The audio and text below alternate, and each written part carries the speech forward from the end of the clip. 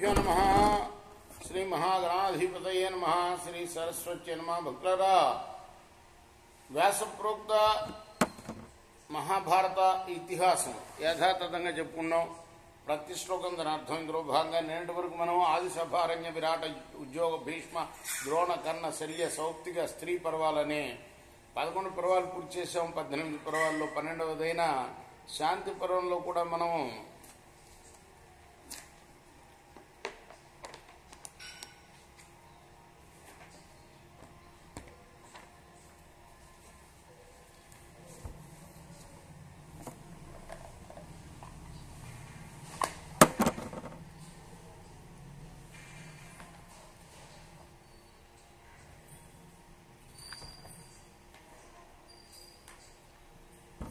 నూట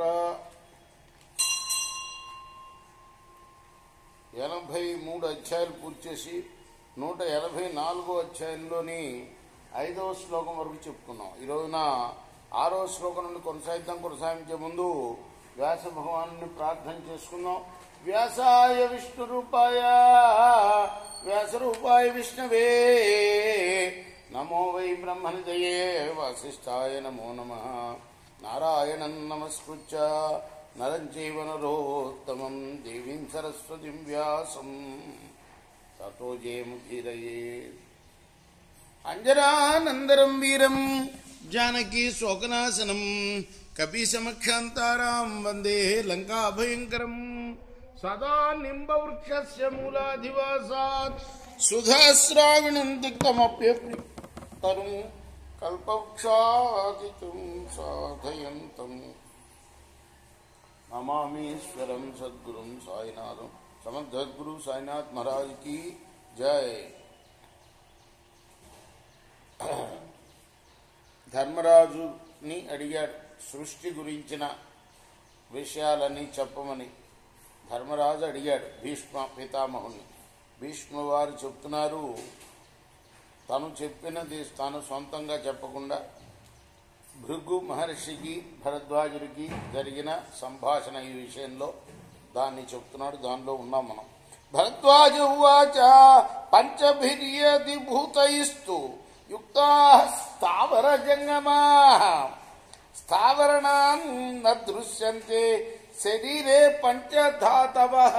భరద్వాజుడు అంటున్నాడు, స్థావర జంగమాలన్నీ కూడాను, స్థావర అంటే వృక్షాదులు అంటే కదలలేనివి స్థావరాలు, జంగమాలంటే మనం మనుషులు జంతువులు అన్ని కదలగలిగేవి. ఈ స్థావర జంగమాలన్నీ పాంచభౌతికాలు అంటున్నావు, కానీ స్థావరాల శరీరంలో పంచధాతువులు కనిపించడం లేదు కదా. సాంఖ్య దర్శనమే తావత్ ఉక్తంతే నృపసత్తమా విద్యా విద్యేత్యుదానీ మే త్వన్నిబోధాను పూర్వశః.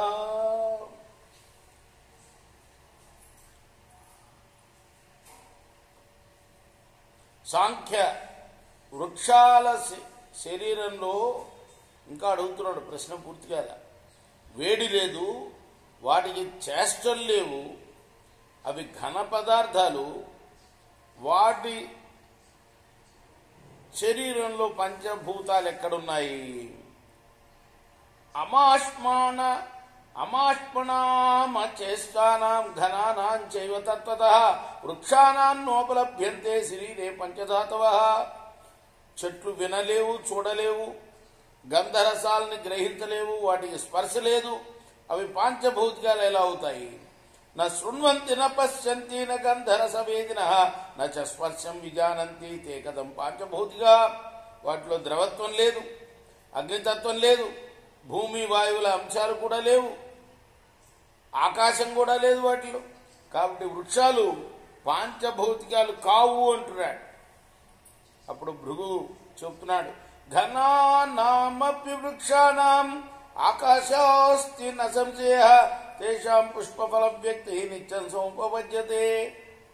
వృక్షాలు ఘనాలుగా కనిపిస్తున్నా వాటిలో కూడా ఆకాశం ఉన్నదయ్యా, అనుమానం లేదు. పుష్పఫలాలు వాటిలో ఎప్పుడూ ఉత్పన్నమవుతూ ఉంటాయి. గాలి ఉండబట్టే వృక్షంలో పుష్పాలు వస్తాయి, ఆ పుష్పం వికసిస్తుంది, మళ్ళీ ఫలం ఏర్పడుతుంది. గాలి లేకుండా ఎట్లా ఏర్పడుతుంది? ఊష్మతో మ్లాయతే పన్నం స్వకల్పం పుష్పమేవ చ మ్లాయతే శీర్యతే చాపి స్పర్శస్తే పాత్ర విద్యతే. అలానే చెట్లో అగ్ని కూడా ఉన్నది. దానివల్లనే ఆకు, బెరడు, పండు, పువ్వు వాడుతూ ఉంటాయి. వాడటమే కాదు, వాడి రాలిపోతూ ఉంటాయి. కాబట్టి వాటికి స్పర్శ కూడా ఉన్నట్లే లెక్క. వాయగ్ని శని నిర్ఘోషై ఫలం పుష్పం నిశీర్యతే శ్రోత్రేణ గృహ్యతే శబ్ద తస్మాత్ శృణ్వంతి పాదప. అగ్ని లేకపోవడం ఏంటి? అసలు ఈ అగ్గిపెట్టెలు రాకముందు కర్ర రాచే అగ్ని తీసేవాళ్ళు. అగ్గిపెట్టెలు రాకముందు అగ్నిని పుట్టించడానికి కర్ర రాస్తేనే అగ్ని వచ్చాయి. కాబట్టి అది అందులో అగ్ని ఉంటుంది. గాలి, నిప్పు, పిడుగుల చప్పుళ్ల వల్ల పండ్లు, పూలు రాలిపడుతూ ఉంటాయి. శబ్దం చెవి ద్వారానే గ్రహింపబడుతుంది. కాబట్టి చెట్లు కూడా వింటున్నట్టే లెక్క. పిడుగు పడ్డప్పుడు ఆ శబ్దానికి పండు రాలుతుందిగా భయపడి. ఎందుకంటే దానికి కూడా వినే శక్తి ఉన్నది చెట్టుకి అని చెప్తున్నాడు. వల్లీ వేష్టయితే వృక్షం అంటే పెద్ద శబ్దం వస్తే ఆ శబ్దానికి భయపడి పండును రాల్స్తుంది చెట్టు. వల్లీ వేష్టయితే వృక్షం సర్వతశ్చైవ గచ్చతి నశ్య దృశ్యేశ్చ మార్గోస్తి తస్మాత్ పశ్యంతి పాదప. తీగ చెట్టును పెనవేసుకుంటుంది, అన్ని దిక్కులకు పాకుతుంది. చూడలేని వారికి దారి ఉండదు కదా. కాబట్టి చెట్లు చూడగలిగినట్టే. మరి ఎలా దాన్ని అల్లుకుంటుంది కదా? తీగ చెట్టును ఎందుకు అల్లుకోవాలి? కింద పాకి వెళ్ళిపోవచ్చు కదా. చెట్టును అల్లుకొని పైకి పోతూ ఉంటుంది. కాబట్టి దానికి చూపున్నట్లే లెక్క అంటున్నాడు.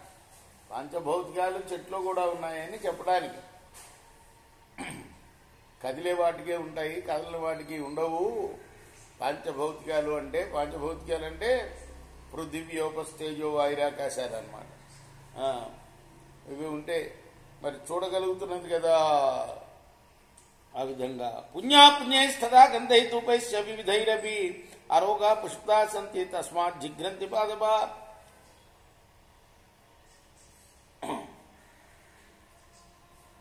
మంచి చెడు వాసనల చేత, వివిధ ధూపాల చేత చెట్లు రోగాల నుండి బయటపడి పుష్పిస్తాయి.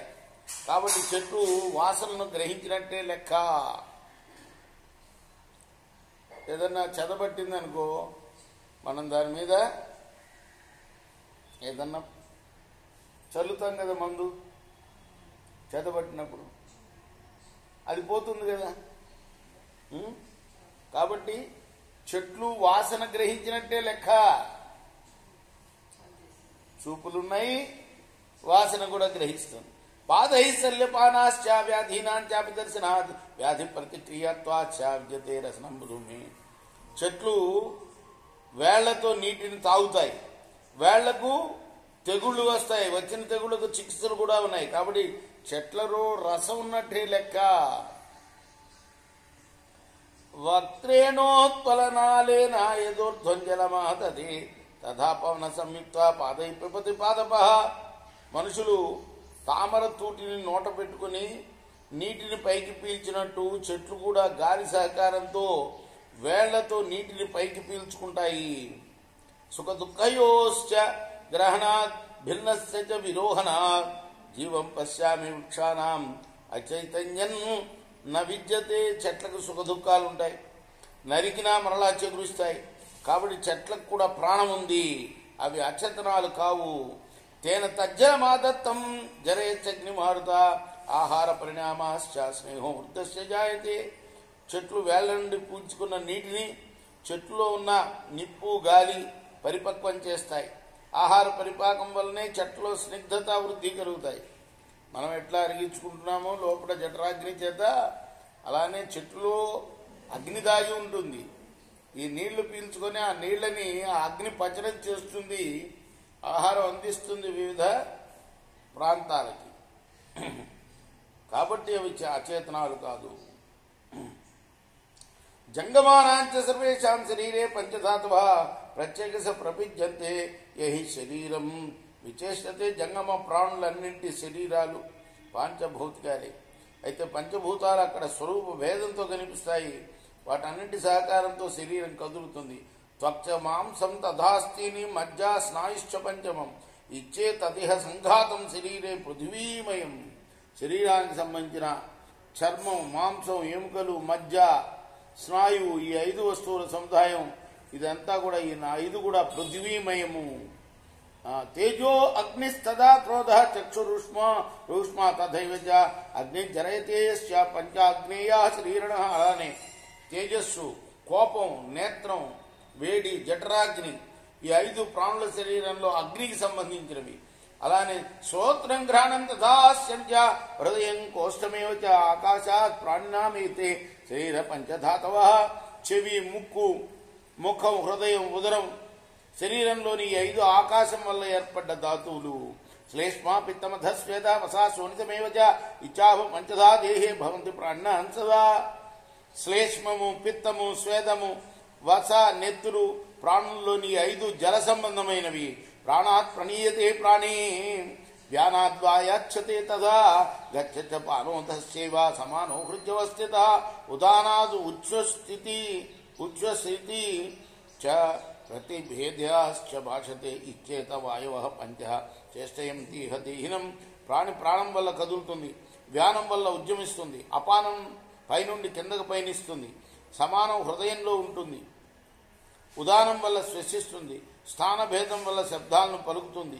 ఈ 5 వాయువులు ప్రాణుల శరీరాలని ప్రవర్తింపజేస్తాయి. అంటే మొత్తం పృథివ్య యోపస్తేజో వాయురాకాశాలు ఏ రూపాల్లో ఉంటాయి ప్రాణిలో అని. భూమేర్గంధ గుణాన్ వేత్తి రసంచాధ్య శరీరవాన్ జ్యోతిషా చక్షుషారూప స్పర్శం వేత్తి చ వాహిన.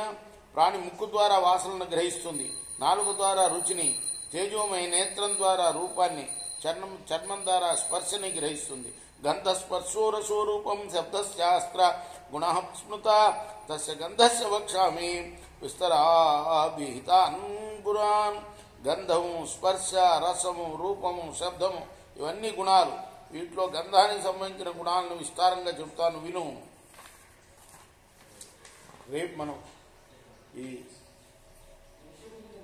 గంధానికి సంబంధించిన విషయాలు పూర్తి చేద్దాం. కృష్ణార్పణం. సాయి కృష్ణార్పణం.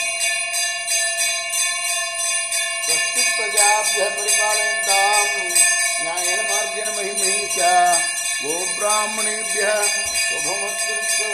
లోకాః సమస్తాః సుఖినో భవంతు. కృష్ణార్పణమస్తు. సాయి కృష్ణ.